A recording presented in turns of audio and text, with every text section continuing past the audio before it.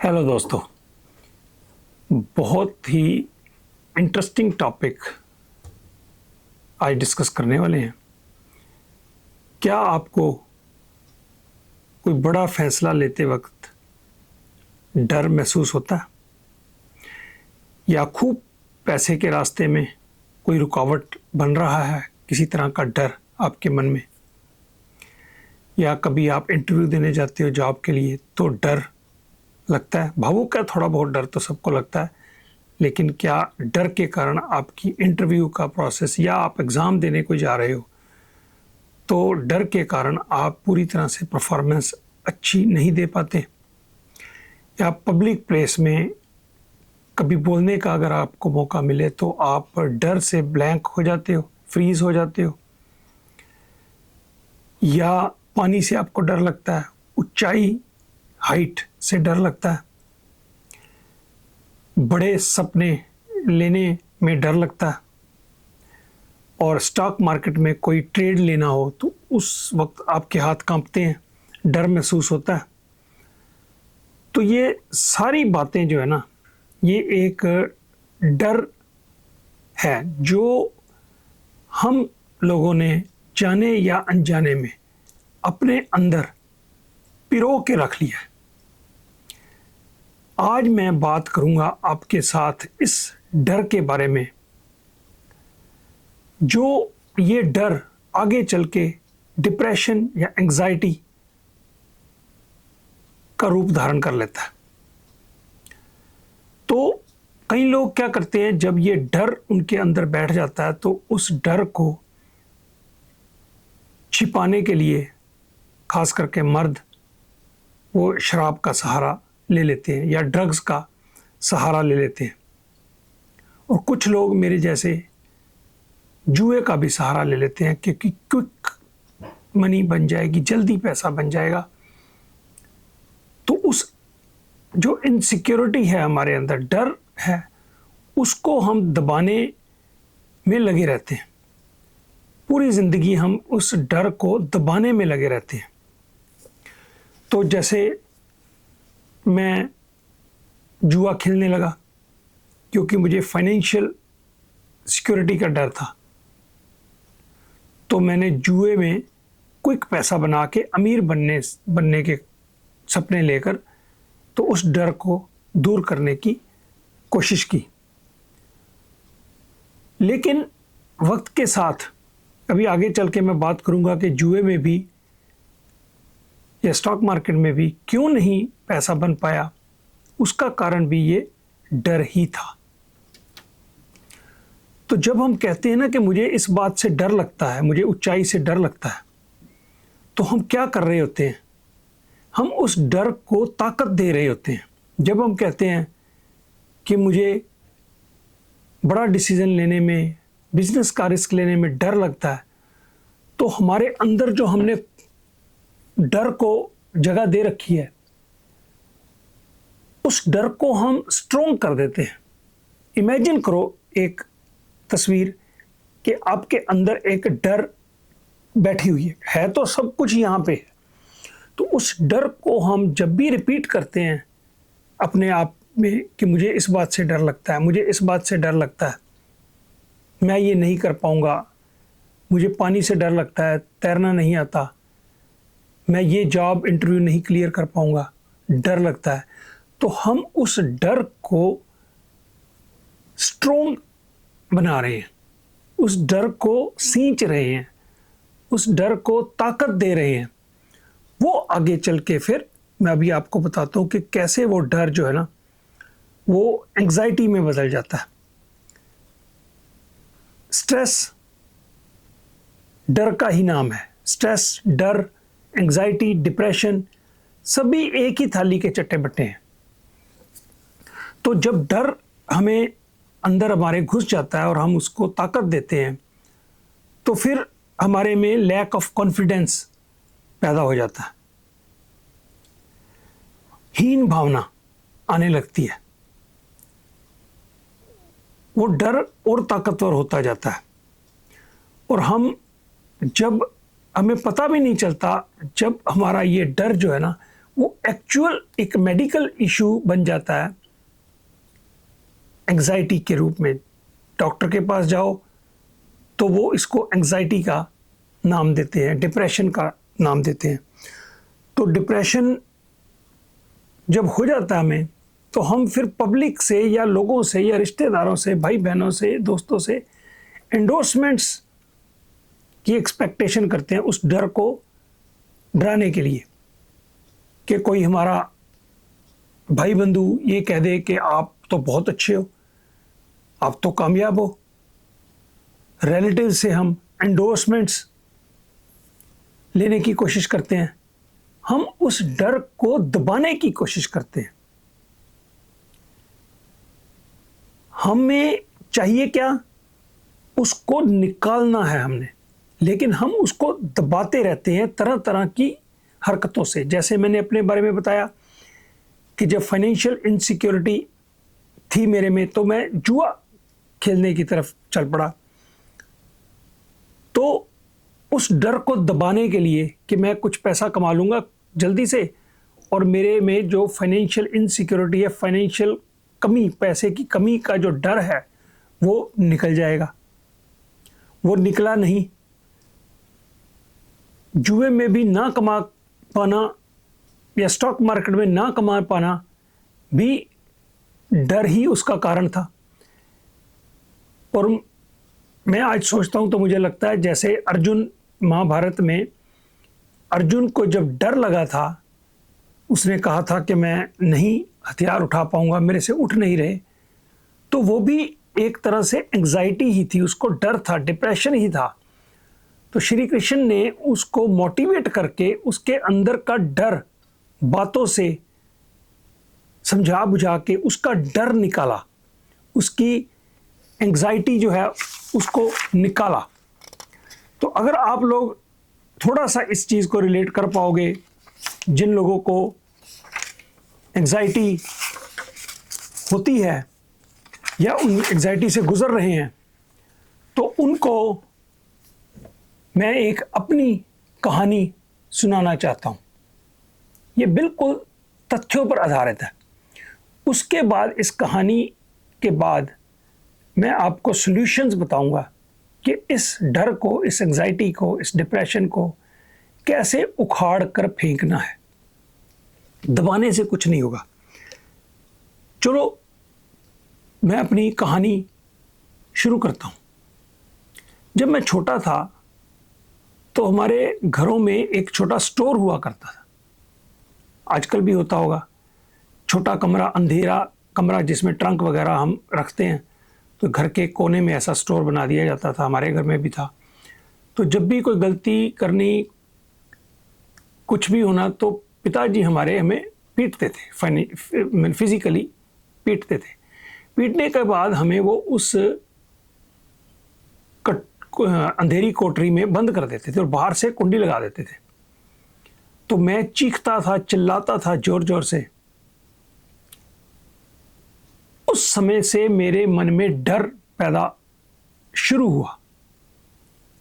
अब मैं अगर सोचता हूं तो डर वहां से पैदा शुरू हुआ। तो मुझे क्लास्ट्रोफोबिक एक बात है कि अगर आप ना कहीं अपने आप को बंद कमरे में महसूस करो, बाहर से कोई अगर कुंडी लगा दे तो आपको डर लगने लग जाता, आपका दम घुटने लग जाता, उसको कहते हैं क्लास्ट्रोफोबिक। तो मुझे क्लास्ट्रोफोबिक की फीलिंग बाद में जाके जब हुई तो मुझे रियलाइज़ हुआ, डॉक्टर से भी बात हुई तो उसने कहा कि बचपन में कोई ऐसा इंसिडेंट, तो मैंने जब बताया तो उसने कहा यस, हम बचपन में सबकॉन्शियस माइंड में ऐसी चीज़ें अपने अंदर बिठा लेते हैं जो कि बाद में एज मेडिकल इश्यूज सामने आने लग जाती हैं। कुछ छोटे बच्चों के साथ कई दफ़ा ज्यादती हो जाती है, तो वो उनके दिमाग में उस समय नहीं उनको इतना महसूस था, लेकिन बाद में जाकर उनके सबकॉन्शियस माइंड में जो वो उनको अंदर से अंदर खोखला करती रहती है। तो चलो, क्लास्ट्रोफोबिक हुई, पिताजी ने मारना, हमें काफ़ी तो डर पैदा हो गया। एक डर मेरी आत्मा में घुस गया। तो फिर मैं जब स्कूल में गया तो वहाँ डर, टीचर से डरना, तब तक मार पड़ती थी, पढ़ाई में ध्यान न लगना, कंसंट्रेट ना कर पाना, और कम नंबर आने, फिर पिटाई, फिर डर उसका थोड़े और बड़े हुए तो जब पढ़ाई बहुत अच्छे से नहीं मैं कर पाया, बीएससी करी मैंने, तो उन दिनों में कोई सिर्फ ग्रेजुएशन करना बहुत काफ़ी नहीं होता था अच्छी जॉब के लिए। तो फिर फाइनेंशियल इश्यूज शुरू हुए कि डर दिल में कि मैं कामयाब ना हो पाऊंगा। सपने दिल में अंदर थे, हर बंदे के होते हैं कि अमीर बनना है। तो फिर जैसे मैंने बताया, जुआ खेलना शुरू किया, शराब भी पीनी शुरू की, उस डर को दबाने के लिए। शराब मर्द ज़्यादातर पीते हैं शुरुआत में, मर्दानगी दिखाने के लिए कि शराब पी और दिलेर हो जाता है बंदा। कुछ देर के लिए आप दिलेरी आप में आ जाती है, लेकिन वो उस डर को दबाने के लिए, उसको सप्रेस करने के लिए ड्रग्स या शराब वगैरह का हम सेवन करते हैं। तो थोड़ा बड़ा हुआ तो नौकरी ना मिलने का डर, मिल गई तो उसे खो जाने का डर। फिर जब शादी हुई, बच्चे हुए, 30s में मैं आया, तो फिर एक और डर कि बाकी की ज़िंदगी ऐसे ही गुजारूंगा मैं डर डर के, तो कुछ भी बड़ा डिसीजन लेने की हिम्मत नहीं, उसका डर। तो फिर भगवान ने कुछ और सोचा हुआ था हमारे लिए, तो उस फाइनेंशियल इनसिक्योरिटी से भागने के चक्कर में, उस डर को दबाने के चक्कर में, वहाँ से मैं भाग के नहीं मतलब फ्लाई करके आया, तो अमेरिका आ गया कि उसमें जो पैसे की कमी का डर है उसको निकालने के लिए अमेरिका आ गया कि यहाँ पे कामयाब होंगे। तो यहाँ पे आने के बाद स्ट्रगल हुआ, डर को दबाते रहे, काम चलता रहा। फिर चलो अच्छी जॉब एक कसिनो में जब मिल गई, अब असली स्टोरी शुरू होती है मेरी डिप्रेशन की। बड़ी इंटरेस्टिंग कहानी है, ध्यान से सुनना इस बात को। 2018 के लगभग की बात होगी। तो हमारे जॉब जब करते हो ना आप, तो फाइनेंशियली तो मैं ठीक हो गया, प्रॉपर्टीज ली, चलो स्टॉक मार्केट में भी काम करने लगा, तो पैसे की तरफ से तो ठीक हो गया, अच्छा था। हमारे जॉब में क्या होता है यहाँ पे कि अगर आपको कोई छुट्टी लेनी है ना, लंबी छुट्टी 2 महीने 3 महीने, तो उसे डिसेबिलिटी कहते हैं या शॉर्ट टर्म डिसेबिलिटी उसे कहते हैं। तो मेडिकल लीव लेते हैं, उसके लिए आपको कोई बीमार होना पड़ता है। लड़कियों को तो प्रेग्नेंट होना ही काफ़ी है उनके लिए, उनको छुट्टी 8-9 महीने की मिल जाती है, पेड लीव। पेड नहीं, डिसेबिलिटी से हमें 60% पैसे मिलते हैं। तो अगर 100 रुपये मिलते हैं वैसे जॉब में से, और टैक्स काट के, तो 70 ही पल्ले पड़ते हैं। तो अगर आप डिसेबिलिटी पे हो जाओ, मेडिकल लीव पे चले जाओ, तो उसमें आपको जो डिसेबिलिटी इंश्योरेंस है वो आपको 60 के करीब पैसे दे देती है, 100 की बजाय 60 दे देती है। तो लगभग 70 वैसे मिलने हैं, 60 वैसे, तो लोग डिसेबिलिटी के ऊपर चले जाते हैं। तो बहाना बनाना पड़ता है, कोई ना कोई बीमारी हो, जेन्युइन बीमारी हो तो ठीक है। तो हमने क्या किया, बीमारी ऐसे तो कोई दिखने में थी नहीं, तो लोग क्या करते हैं, वर्क रिलेटेड स्ट्रेस का एक बात होती है, वर्क रिलेटेड स्ट्रेस, उसे डिप्रेशन कहते हैं, एंग्जाइटी कहते हैं। तो उसके लिए कुछ आपके जिस्म पर निशान तो होने नहीं चाहिए। तो आप दिखने में ठीक लगते हो, बात करते हो, लेकिन आप उस एक कह लो कि ग्रे एरिया है। तो मैंने भी छुट्टी लेने का शुरुआत करी, 2-3 बार ली। तो चलो, जब मैंने छुट्टी ली तो हमें क्या करना पड़ता है कि डॉक्टर्स के पास हॉस्पिटल में जाके वहाँ पे किसी साइकोलॉजिस्ट या साइकेट्रिस्ट को दिखा के, तो वहाँ से ये 1 हफ्ते के लिए तो वैसे मिल जाती है छुट्टी, लेकिन अगर अपने लंबी लेनी है तो डॉक्टर की तरफ से फिर आपको ट्रीटमेंट भी तो लेना पड़ता है ना एंग्जाइटी का। तो लंबी छुट्टी मिल जाती है, तो आपको फेक करना पड़ता है। मैंने फेक डिप्रेशन बनाया। अब ध्यान से सुनना इस बात को। जब मैं डॉक्टर के पास 2 हफ्ते के बाद एक्सटेंशन लेने गया, उसने एक्सटेंशन 4 हफ्ते की दी। तो उन्होंने कहा, जी आपको अब ये जो साइकेट्रिस्ट का के कोर्स होता है, स्कूलिंग होती है, काउंसलिंग होती है, तो वहाँ पे आपको क्लास में जाना पड़ेगा। हफ्ते में 2 दिन 4-5 घंटे का सेशन होगा। तो करना था, छुट्टी जब लेनी है तो करना पड़ेगा। तो मैंने वो क्लास ज्वाइन कर ली। 20 के करीब स्टूडेंट थे, कैलिफोर्निया की ये बात है। तो दोस्तों, जब मैं उस क्लास में बैठा तो जो डॉक्टर था उसने सवाल पूछते हैं कि एक एक को आप अपना बताओ जी, आपकी क्या स्थिति है, आपकी क्या सिचुएशन है, कैसे एंजाइटी शुरू हुई, कब शुरू हुई, क्या होता है, सिम्टम्स क्या हैं, हर बंदे से वन बाय वन वो पूछते हैं। तो जब मेरी बारी आई तो मैंने तब तक डिप्रेशन एंजाइटी का कोई नामो निशान नहीं था, लेकिन वो डर आपको पता है बचपन से वो अंदर था।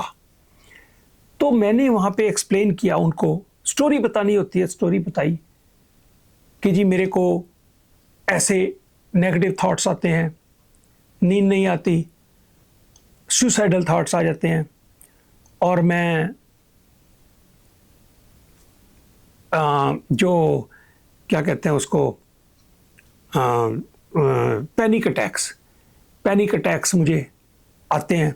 कब आए थे लास्ट? पिछले हफ्ते आया था। ऐसे कहानी बना के उनको बतानी।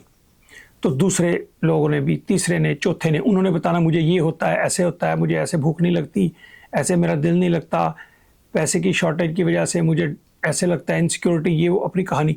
जब सारों की कहानी सुनते हो आप, और आप रोज़ वहाँ पे जाके, जब भी जाते हो तो वहाँ पे आपको अपनी फिर बतानी पड़ती है। अगली बार जाते हो तो भैया पिछले से अब कैसी फीलिंग है, अब कैसे, कितने थॉट्स आए सुसाइडल के, कितने आपको पैनिक अटैक्स आए, क्या हुआ, तो फिर उसको हम बताते थे। तो जो डॉक्टर है वो बताता था कि इस सिचुएशन के कारण होता है, आपका कभी बचपन में ऐसा हुआ, इस क्वेश्चन पूछने लगे। तो दोस्तों, लंबी बात ना करते हुए, जो 4 हफ्ते मैंने वहाँ पे 8 बार, हफ्ते में 2 बार जाना था, तो जाता गया। तो दोस्तों, मैंने डिप्रेशन को इनवाइट कर लिया। मैंने अपने माइंड में ये, मुझे विश्वास होने लग गया, मेरा माइंड मुझे कहने लग गया कि भैया तुझे डिप्रेशन है, एंजाइटी है, पैनिक अटैक्स आते हैं। क्योंकि एक ही बात को बार बार आप करते हो, तो ये सारा होता तो दिमाग की गेम है। क्या है डर या साइकोलॉजी, क्या है? अब अंधेरे से डर लगता है भैया, एक आदमी को लगता है, दूसरे को नहीं लगता, तो बात क्या है? अंधेरा तो वैसे ही है उसके लिए भी, उसके लिए, लेकिन उसकी सोच जो है वो डर उसकी सोच में है। एंजाइटी भी यही है, डिप्रेशन यही चीज है, सारी बात तो सोच की है ना। तो मैंने अपने आप को डिप्रेशन गिफ्ट कर दिया। मैंने मतलब एंजाइटी मुझे हो गई, फिर उन्होंने दवाइयां भी लिखी।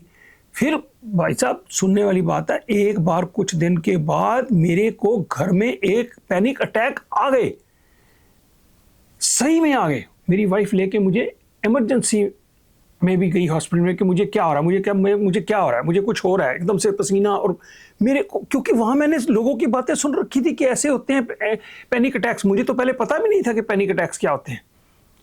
तो लोग बताते थे वहाँ पे भी, ऐसे होता है पैनिक अटैक, मुर्गे तो इतने होते हैं, इतने पैनिक अटैक्स होते हैं, मैं ऐसे हो जाता है, मैं कमरे में बंद हो जाते हूँ, मैं सुसाइड के लिए अटैम्प्ट करा मैंने। भैया मैं तो सुन के मुझे ये लगा कि मैं हूँ एंग्जाइटी का मरीज। तो मैंने एंग्जाइटी अपने आप में डाल दी, तो पैनिक अटैक्स शुरू हुए। तो फिर उन्होंने दवाई थोड़ी सी मुझे लिखी, नींद की दवाई, गोलियां भी लिख दी, भी नींद आएगी। एनीवे, तो छुट्टी 2-3 महीने की जितनी थी पूरी हुई। तो 2 बार इस तरह से हुआ। चलो आगे चलो, 2020 कोरोना आया। तो 2020 के एंड में हमने वहाँ पे, मैंने डिसाइड किया कि फाइनेंशियली मैं अब ठीक हूँ, तो मुझे अब जॉब छोड़ के, और स्टॉक मार्केट में मुझे तब तक ऑप्शंस का काम अच्छे तरीके से करना आ गया था।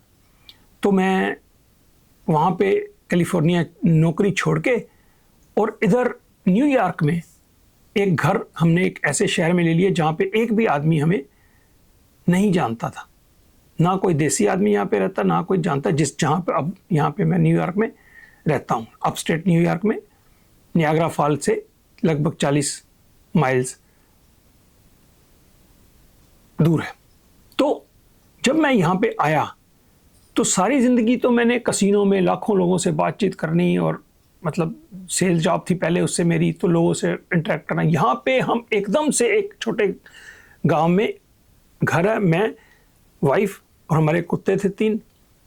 तो हम बहुत, मुझे वक्त मिलने लगा। तो वहाँ पे एक बात और हुई, जब मैंने वहाँ से जॉब छोड़ी तो हमारी होता ना कि जॉब छोड़ते नहीं है, तो मेडिकल लीव पे मैं चला गया, वही वाली मेडिकल लीव। बताया वही रीज़न, एंग्जाइटी, क्योंकि अब मेरी हिस्ट्री बन चुकी थी कि इसको एंग्जाइटी है, डिप्रेशन है, तो वर्क रिलेटेड स्ट्रेस है। तो वही डॉक्टर से सर्टिफिकेट लिया वहाँ पे मैं, और लेकिन यहाँ पे मूव हो गया न्यूयॉर्क में। तो हज़ारों मील दूर है, 7 घंटे की फ़्लाइट है वहाँ पे। तो मन में ये था कि अभी जॉब नहीं छोड़ता मैं, मेडिकल लीव पे चले जाते हैं। अगर यहाँ पे सेटिंग ना हुई, होता है ना, डर होता है कि नई जगह जा रहे हैं, सेटिंग ना हुई, कुछ ऐसा हुआ तो वापस आके जॉब लेनी पड़ी 2 महीने, 4 महीने, 6 महीने, 8 महीने के बाद, तो एटलीस्ट जॉब को हाथ में रखो। तो भैया मैंने 8-9 महीने वो जॉब को नहीं छोड़ा, लेकिन उस दौरान हर 1 महीने के बाद, आपको 4 हफ्ते के बाद डॉक्टर के पास, यहाँ पे साइकेट्रिस्ट के पास जाना पड़ता था, अपॉइंटमेंट बना के, उससे फिर सर्टिफिकेट लेना पड़ता था कि अभी इसको एंग्जाइटी है। फिर वही सिलसिला, वहाँ पे मैं काउंसलिंग में जाता था। उन दिनों में कोरोना शुरू हो गया था, तो कोरोना के बाद 2021 की बात है ये, तो कोरोना शुरू हो चुका था। तो फिर फ़ोन के ऊपर 1-1 घंटा वो साइकेट्रिस्ट जो हैं वो बात करते थे, आपका दिन आज कैसा बीता, कैसे विचार आए, कितने विचार आए, पागल कर देते थे मुझको। लेकिन ऐसा सिलसिला 7-8 महीने चला, और फिर उस दौरान मेरे को मैंने फिर 8 महीने के बाद जॉब छोड़ दी, खुला वक्त था मेरे पास। तो दोस्तों 2021 में फिर डॉक्टर के पास जब मैं गया, मेरी प्राइमरी डॉक्टर जो थी, उसने मुझे ऑफिशियली एंग्जाइटी का मरीज घोषित कर दिया और दवाएं लिख दी। प्रोजेक 20 मिलीग्राम दवाई खाने लगा, एक एमिट्रिप्टोलिन खाने लगा। तो ये दवाइयाँ मेरी ज़िंदगी का हिस्सा बन गई। 2021 के बाद दोस्तों 22, 23, 24, 3 साल में मैंने 2 बार जो एंग्जाइटी की दवाई है उसको छोड़ने की कोशिश करी। 2 बार छोड़ी, दोनों बार मुझे तबीयत मेरी ख़राब हुई, और मेरी डॉक्टर ने कहा कि ज़िंदगी भर आपको अब ये दवाई एंग्जाइटी की खानी है, आप नहीं छोड़ सकते। पैनिक अटैक्स मुझे फिर आते थे, ऐसे ऐसे गंदे ख्याल। मैं घर से बाहर जाता था तो मुझे ऐसा लगता था कि मेरी वापस जाऊंगा तो घर पे मेरी बीवी मरी पड़ी मिलेगी मुझे। तो फिर मैं प्लानिंग बनाने लग जाता था कि अब किस किस को फ़ोन करना है, कैसे अरेंजमेंट करना है इसकी फ्यूनरल का, और कैसे कब किसको बुलाना है, कौन कौन आएगा यहाँ पे। इस तरह की प्लानिंग मेरे दिमाग में चलनी शुरू। तो मैं बिल्कुल एंग्जाइटी का मरीज हो गया, और मैंने खुद अपने आप को एंग्जाइटी का मरीज बनाया। तो मुझे अफसोस भी होता था कि यार लेकिन मुझे फिर उन दिनों में ऐसा लगा कि भैया एंग्जाइटी तो मुझे थी हमेशा से, क्योंकि वो सिम्टम्स बताते हैं कि पहले भी ऐसे ऐसे होता था, गुस्सा आता आपको, डिप्रेस हो जाते हो, नेगेटिव थॉट्स आते हैं, वो तो हर बंदे को थोड़े बहुत आते हैं। तो एनीवे 2024 तक ये सिलसिला चला, तो मैं एंग्जाइटी का मरीज हो गया, और मुझे सारी ज़िंदगी दवाई खानी थी। क्योंकि 2 बार मैंने छोड़ा, एक बार मैं इंडिया गया, 2-3 महीने मैंने दवाई छोड़ी, मैंने कहा वहाँ पे बंदा बिजी रहता है, इधर उधर घूमे फिरे तो नहीं ध्यान रहता, तो वापस आया तो फिर पैनिक अटैक शुरू हो गए। तो मैंने फिर डॉक्टर ने बताया कि भैया अब के बाद आपने दवाई छोड़नी नहीं है। 2024 आता है दोस्तों, अब बात शुरू होती है यहाँ से, मैं कैसे फंसा डिप्रेशन में ये तो आपको बता दिया, अब कैसे निकला उसकी कहानी बहुत इंटरेस्टिंग है। और मैंने ये इसलिए अपना एक्सपीरियंस शेयर किया, इसलिए अपनी बात बता रहा हूँ, क्योंकि अक्सर लोग इस डिप्रेशन में रहते हैं, डर में रहते हैं, और वो उसी में ही जीते रहते हैं। मैं आपको तरीका बताऊंगा कैसे इसमें से निकलना है, कैसे मैं निकला। 2024 दिसंबर में शुरुआत ऐसी हुई कि मैं इंडिया गया, और अनुराग ऋषि जी का एक प्रोग्राम होता है वहाँ पे, नो दाई सेल्फ, आपने कई मेरी वीडियोस में देखा होगा। तो मैं उस प्रोग्राम में गया, तो मेरे पास टाइम बहुत इधर होता था, तो नेगेटिव थॉट्स बहुत आने लगे थे। तो अब मैंने सोच लिया था कि ये तो दवाई सारी ज़िंदगी खानी पड़ेगी, तो छोड़ने से भी डरता था मैं। तो जब मैं वहाँ पे गया तो वहाँ पे बहुत पॉजिटिव एक हफ़्ता जो उस प्रोग्राम में हुआ, तो मेरी ज़िंदगी वहाँ से तब्दील हुई। तो वहाँ पे एक चित्रेश सोनी करके हैं, उनके साथी अनुराग जी के टीम में, तो उन्होंने मेरे से कहा कि मुझे कि भैया आप यूट्यूब का चैनल क्यों नहीं शुरू करते, आपको स्टॉक मार्केट की इतनी नॉलेज है। कि मैं फुल टाइम अब स्टॉक मार्केट करने लग गया था, 21, 22, 23, 24, तो आप क्यों नहीं स्टॉक मार्केट की जो ज्ञान है वो लोगों में बांटते, यूट्यूब का चैनल बना के। अंदर तो इच्छा थी, तो मैंने तब यूट्यूब का चैनल बना दिया। उस चैनल ने मेरी ज़िंदगी बदल दी। अब आपको बताऊं दोस्तों, जब आपको डिप्रेशन होता है ना, एंग्जाइटी होती है, तो आपको कान चाहिए होते हैं, मतलब सुनने वाला कोई चाहिए होता है। आप अपने मन की बात कहना चाहते हो किसी को। अनफॉर्चुनेटली हमारे आज समाज में रिश्तेदार में जो है, भाई बहन ये वो जितने भी आपके हैं दोस्त, वो आपकी बात सुनने को तैयार नहीं है। मुंह तो आपको बहुत मिलेंगे, कान बहुत कम मिलेंगे। तो मुझे डॉक्टर कहता था कि ऐसा आदमी से बात करो जो आपकी बात बहुत से सुनता हो। तो एक तो मेरी बीवी थी, तो उसको मैं सुना लेता था, लेकिन काफ़ी लिमिट होता है ना। तो बाहर भैया मैं किसी के साथ बात करता था ना, हमारे समाज की ये बड़ी विडंबना है, तो मैं किसी के साथ बात करता था, यार मेरे को ऐसे डिप्रेशन, उसने आपकी बात तो सुननी ही नहीं है। मेरे खास जो भाई बहन, तो वो अपनी कहानी शुरू, वो मेरा भी बेटा है, उसको भी वो एक गोली खाता है, उसको ऐसे अपनी कहानी। ओ भैया मैंने आपको फ़ोन किया या मैं आपको अपनी बात बता रहा हूँ, सुन लो मेरी बात।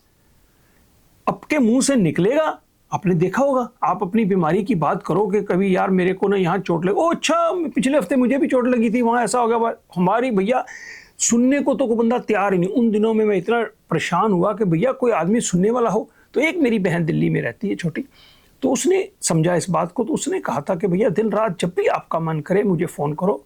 तो although she speaks a lot, बोलती है बहुत, लेकिन इस बारे में उसने मेरी बात समझी और मेरे को एक कान मिले मेरी सिस्टर के रूप में।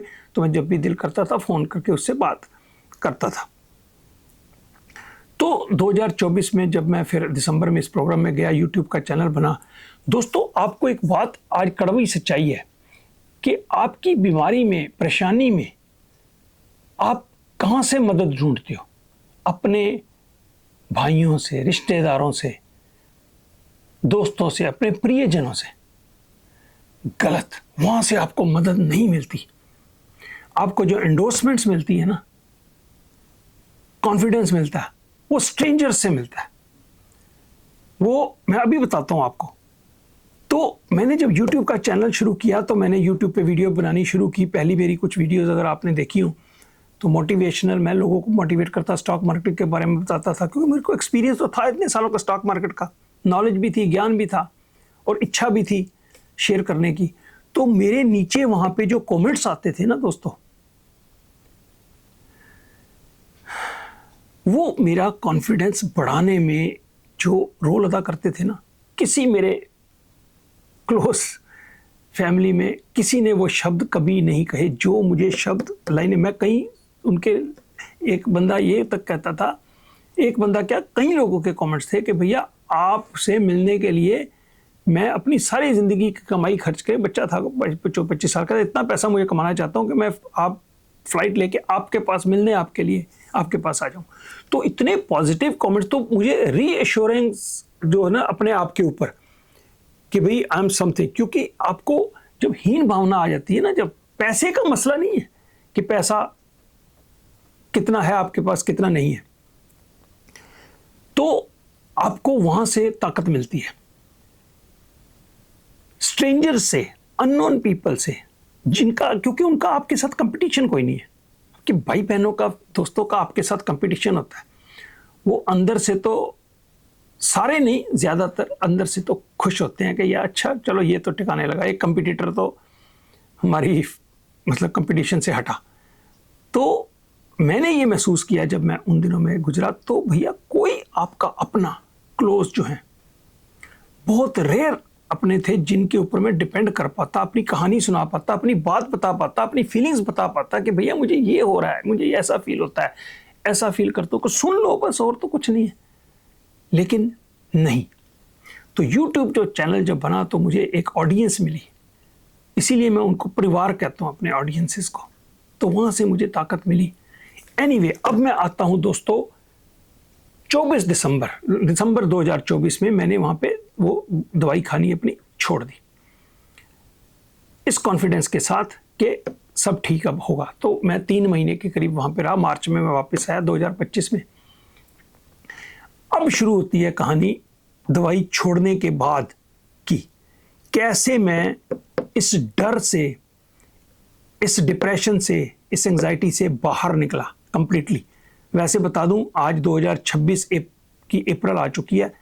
मैंने उसके बाद दिसंबर 2024 के बाद कभी किसी डिप्रेशन की, एंजाइटी की गोली नहीं खाई, दवाई नहीं खाई।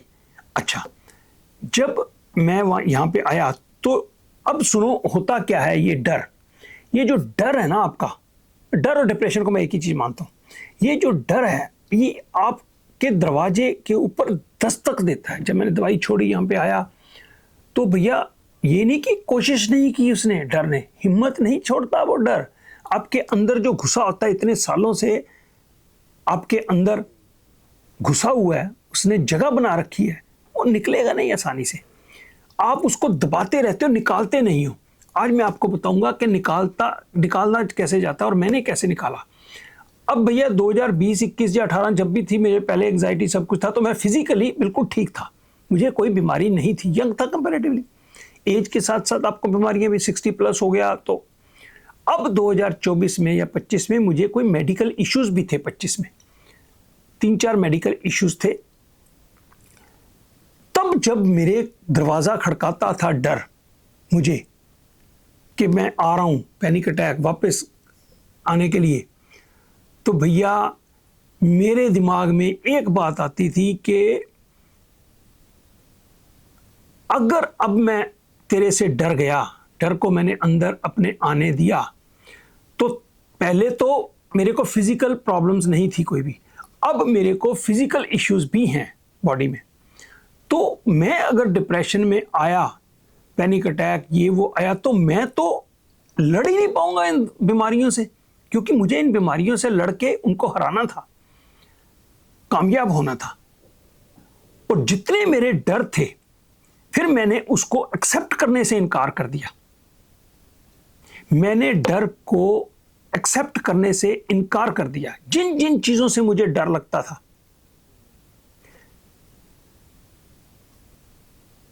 अकेला, अंधेरे में मैं अकेला सो भी नहीं पाता था। मेरी वाइफ अगर इधर उधर हो, कहीं 2-4 दिन के लिए कहीं गई है, तो मैं डरता था। तो मैंने सबसे पहले उस डर को भगाया। मैंने कहा आजा, 2-2 हाथ कर लेते हैं। तो पैनिक अटैक्स की जो मेरी फीलिंग होती थी कि आ रहा है, दस्तक दे रहा है, देखो डर आपके दरवाजे पे दस्तक देगा, हिम्मत नहीं हारता वो आसानी से। आप अंदर से कुंडा लगा के रखो, उसको अंदर आने ही ना दो। अगर वो आ गया, फिर से जगह बना लेगा अपनी। तो आपको क्या करना है, मैंने क्या किया, मैंने अपने दिमाग में स्ट्रॉन्ग, जब भी आने होता था मैं कहता था नो वे, मैं एक कामयाब इंसान हूं, पैसा मेरे पास है, परिवार मेरे पास है, फैमिली मेरी। और YouTube पे लोग कितने कमेंट्स उनके मुझे याद आते थे। तो मैं अपने माइंड को पॉजिटिव सोच में इस तरह स्ट्रांगली अपने आप को कन्विंस करता था कि मैंने एक्सेप्ट करना बंद कर दिया कि मेरे को किसी चीज़ से डर लगता है। जब ब्लड रिपोर्ट होती है ना, ब्लड खून देने में, तब मुझे पहले डर लगता था। अब मैं जाता, लो भाई खून, डर कहाँ, कौन सा डर, कैसा डर। हिम्मत दिखाई मैंने, डर को घुसने नहीं दिया अपने घर में, अपने दिमाग में, अपने अंदर घुसने नहीं दिया। मैंने कुंडा नहीं खोला, वो खटखटाता रहा दरवाज़ा के अंदर आना है मुझे। मैंने कहा अगर एक बार ये अंदर आया तो साला फिर यहाँ से जाने का नाम नहीं लेगा, इसलिए मैंने इसे अंदर नहीं आने दिया। तो वो चला गया थोड़ी देर के लिए, लेकिन ये नहीं, कच्ची गोलियां उसने भी नहीं खेली। वो डर बार बार आता था, फिर दरवाज़ा खड़काता था कि अब शायद ये कमज़ोर हो गया हो। बड़ी कोशिशें, कुछ महीने उसने मेरे को वापस आके डर ने मेरे घर में मेरे दिमाग में जगह बनाने की कोशिश करी, लेकिन मेरी स्ट्रॉन्ग कन्विक्शन, एक तो भगवान पे भरोसा, अपने आप पर भरोसा, और सबसे बड़ी बात एक्सेप्ट ही नहीं करना। मैंने ये कहना बंद कर दिया कि मुझे ब्लड से डर लगता है, मुझे अंधेरे से डर लगता है। ऐसी बात मुंह से निकालनी ही नहीं। मुझे कहाँ डर लगता है? ऊंचाई, पानी, ये सब चीज़ें जिनसे मुझे क्लॉस्ट्रोफोबिक, जैसे मैंने बताया कि स्टोर में बंद होने के कारण वो मैंने क्लॉस्ट्रोफोबिक, सीटी स्कैन, एमआरआई नहीं करवा सकता था मैं पहले। 3 बार मैं, एक बार एमआरआई करवाने गया, मेरे कंधे में थोड़ी दर्द थी, तो मैं 3 बार वापस आया वहाँ से, क्योंकि वो अंदर डाल देते हैं एमआरआई करते हुए। तो मैंने कहा अब मैं करके दिखाऊंगा, फिर मैंने वो भी करा।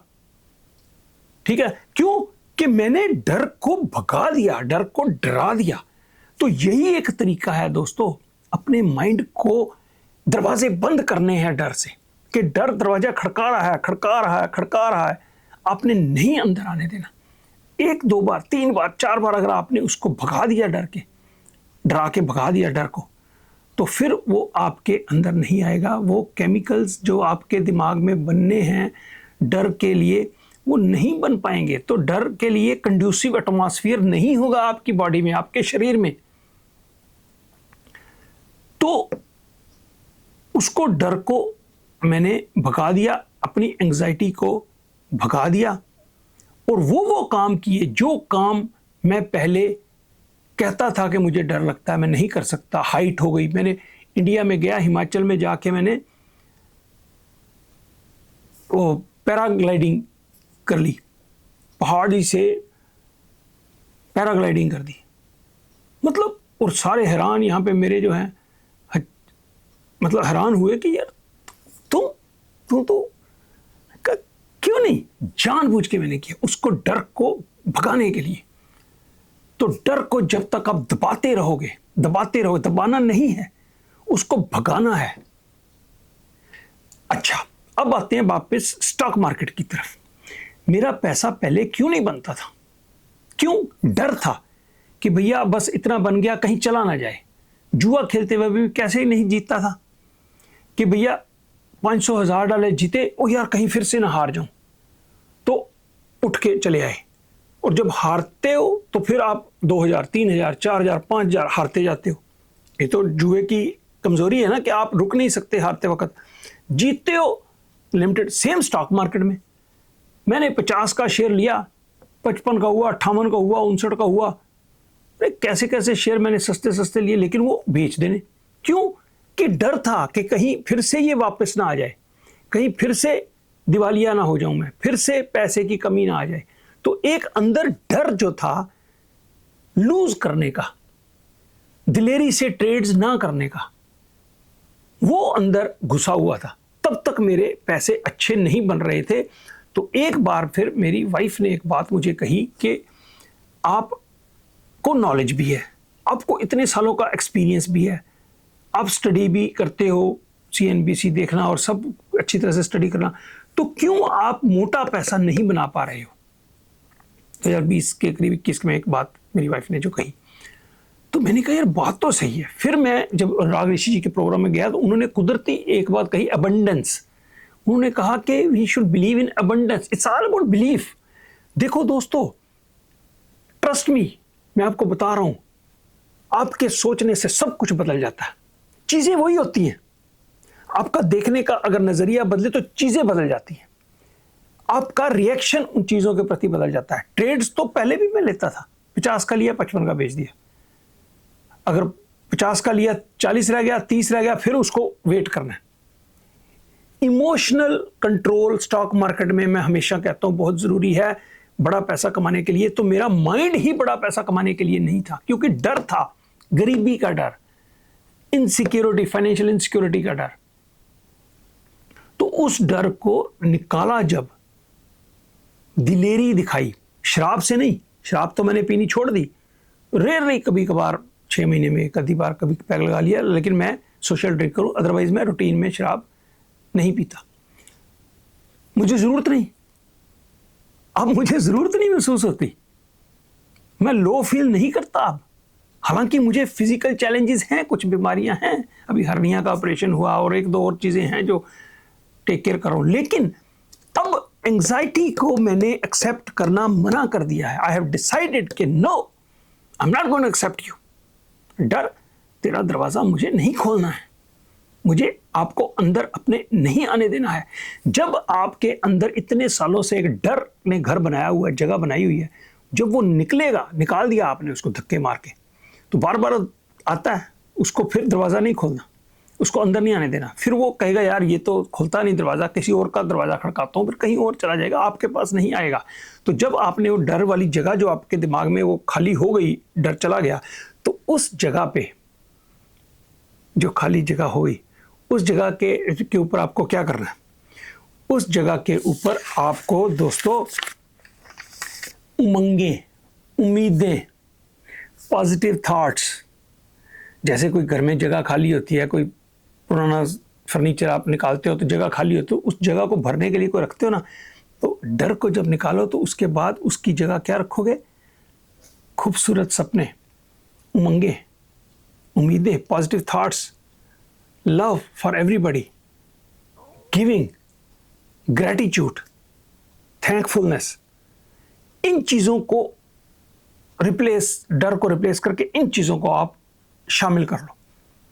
तो अपनी कहानी मैंने आपको इसलिए बताई कि ऐसा ही होता है सबके साथ। तो सच बताऊं, कल या परसों की बात है, तो मेरे दिमाग में रात को ऐसे ही नींद नहीं आ रही थी, तो विचार आए, तो मैंने फिर अपनी जर्नी को विजिट किया, रिविजिट किया कि कैसे कैसे मैं निकला इस जर्नी से, और शुक्र किया भगवान का कि in spite of having all this some physical challenges, तो मैं उसके चंगुल से छुटकारा पा चुका हूँ। तो मैंने कहा क्यों ना मैं अपनी बात लोगों को बताऊं। लाखों लोग डिप्रेशन से, एंजाइटी से, इस डर से जूझ रहे हैं और उसको कॉन्कर नहीं कर पा रहे, उसको जीत नहीं पा रहे, उसको हरा नहीं पा रहे। तो एक मेरी कोशिश ये थी आज की ये वीडियो बनाने की कि आपको ये बताऊं कि आपको सिर्फ एक बार उसको लात मार के बाहर भगाना है, बस दबाना नहीं है। हम जो शॉर्टकट मेथड्स लेते हैं ना कि दबा दो, डर को दबा दो, वो दबता नहीं है, थोड़ी देर के लिए दबता, फिर से वो निकल आता है थोड़ी देर। अगर आपको पानी से डर लगता है, पानी में छलांग लगा दो। हाइट से डर लगता है, ऊंची जगह से जाके एक बार छलांग लगा दो, मर नहीं जाओगे, कोई नहीं मरता। मैंने जब पैराग्लाइडिंग की वहां पे, तो मैंने पूछा भाई कितने लोग मरते हैं? कहते जी 2022 में एक बार एक बंदा यहाँ पे मरा था, उसके वो भी हार्ट अटैक उसको हो गया था, अदरवाइज तो एक्सीडेंट्स होते कितने हैं। अब हवाई जहाज में आप बैठते हो, नीचे देखते हो पानी है, या आप डर लगता है कि कहीं गिर ना जाए, तो कितने हवाई जहाज गिरते हैं भैया? लाखों करोड़ों फ्लाइट्स रोज जाती हैं, कितने चांसेस हैं आपके? तो इस बात को अपने आप को समझाना है, ये डर इस तरह से निकालने हैं कि अंधेरे में कोई नहीं मरा। हाँ, एक छोटी सी बात और मैं बताना चाहता हूँ कि एक बार लगभग 8-9 महीने की बात है, मैं कई दफ़ा ना ऊपर, मेरा बेडरूम एक ऊपर है, 3 बेडरूम हमारे ऊपर हैं, 2 बेडरूम नीचे हैं। तो हमारे डॉगी हमारे साथ सोते हैं नीचे, तो बेडरूम पे मुझे खुले डुल्ले में सोने की आदत है, तो हमारे डॉगी जब आपके साथ सो जाते हैं तो फिर जगह इतनी करवट बदलने की नहीं रहती, तो मैं कई दफ़ा ऊपर सोता हूँ। तो ऊपर जो मेरा मास्टर बेडरूम, उसमें किंग साइज़ बेड है, तो मैं आराम से कभी इधर आराम से सोता हूँ खुला। तो वहाँ पे एक बार मैं सोया हुआ, तो पहले मुझे डर लगता था, तो वो आया डर, मेरे दरवाज़ा खड़काया। सत्य बता रहा हूँ भैया, मेरे पास रात को एक दिन डर आया, कुछ इस तरह से, आधा जाग रहा हूँ आधा सोया पड़ा हूँ, ये सच्ची बात है। तो मुझे वो आकृतियाँ सी आई, कुछ मुझे डरा रही हैं, फिजिकली टच कर रही है, और मैं आधा जाग रहा हूँ, पसीना मुझे आ गया। तब मुझे हुआ कि भैया वाइफ को आवाज़ दूँ नीचे से, ये क्या है, आधा जाग रहा हूँ। तो मैंने कहा आज मैंने इसके आगे सरेंडर कर दिया ना, तो फिर दोबारा ये मेरे पीछा नहीं छोड़ेगा। ये है तो डर मेरा एक दिमाग का, क्योंकि सब कहीं आधा जाग रहा था, मैं आधा सो रहा था, तो मैं देख रहा हूँ क्या हो रहा है और सोच भी रहा हूँ सारी बात।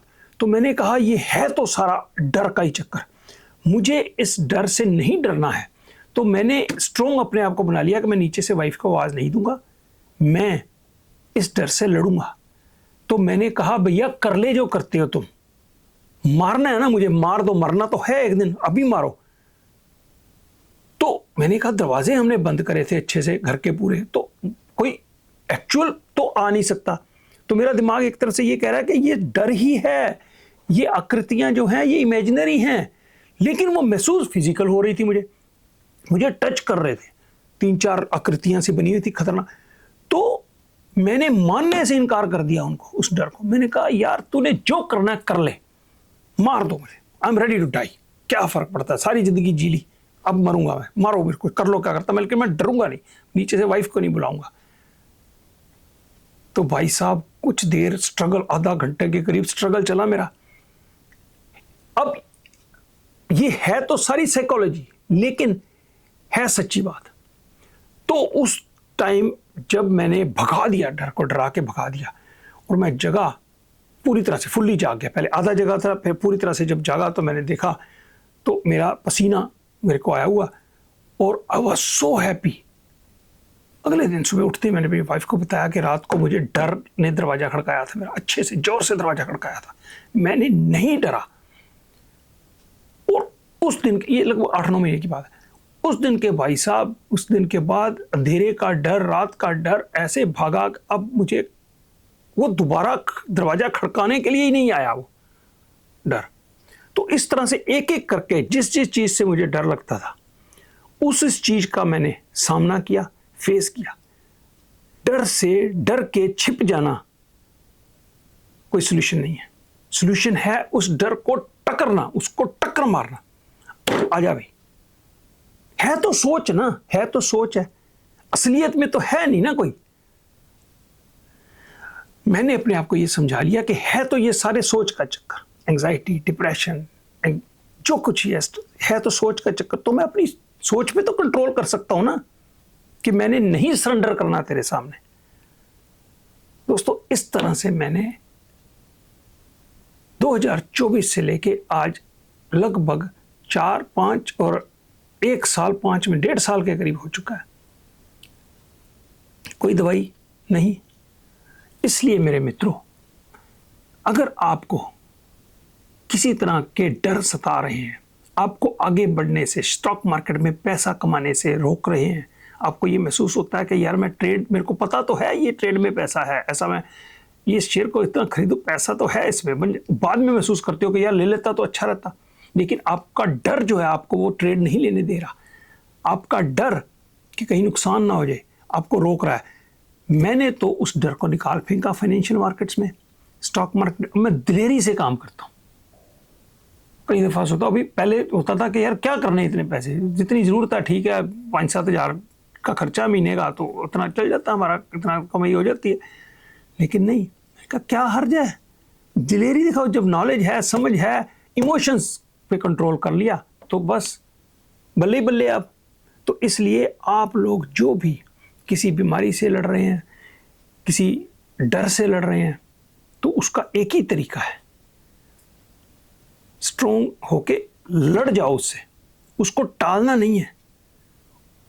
उसको बताना है कि भैया ये घर तेरे लिए नहीं है, जा कहीं और जा, मेरे पास तेरे लिए जगह नहीं है। Hopefully I have been able to make you understand what I mean.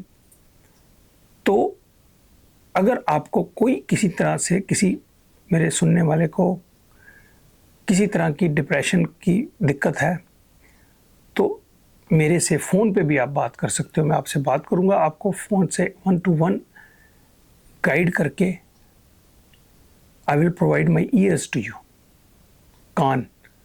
और आपके आसपास अगर कोई हो ऐसा जो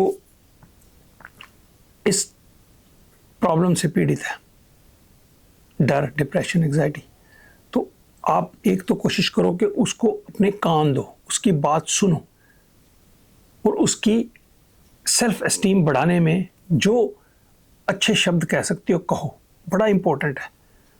सुबह आप उठते हो, एक आदत बना लो ज़िंदगी में अपनी, सुबह आप जा रहे हो काम पे, लिफ्ट में, ऑफिस जा रहे हो, लिफ्ट में कोई साथ में आपके जा रहा है,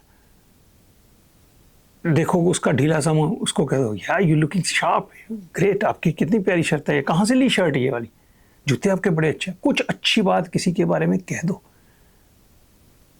क्या पता वो किसी इंटरव्यू में जा रहा हो, उसका सेल्फ एस्टीम लो हो, आपकी बात से उसको हिम्मत मिल जाए, जॉब मिल जाए। तो अच्छे काम करने से मत डरो। एक गुरु गोबिंद सिंह सिखों के गुरु हैं 10वें, उसने कहा था शुभ कर्मन से कदे न डरो, शुभ काम करने से कभी मत डरो। थैंक यू वेरी मच, इजाज़त लेता हूँ।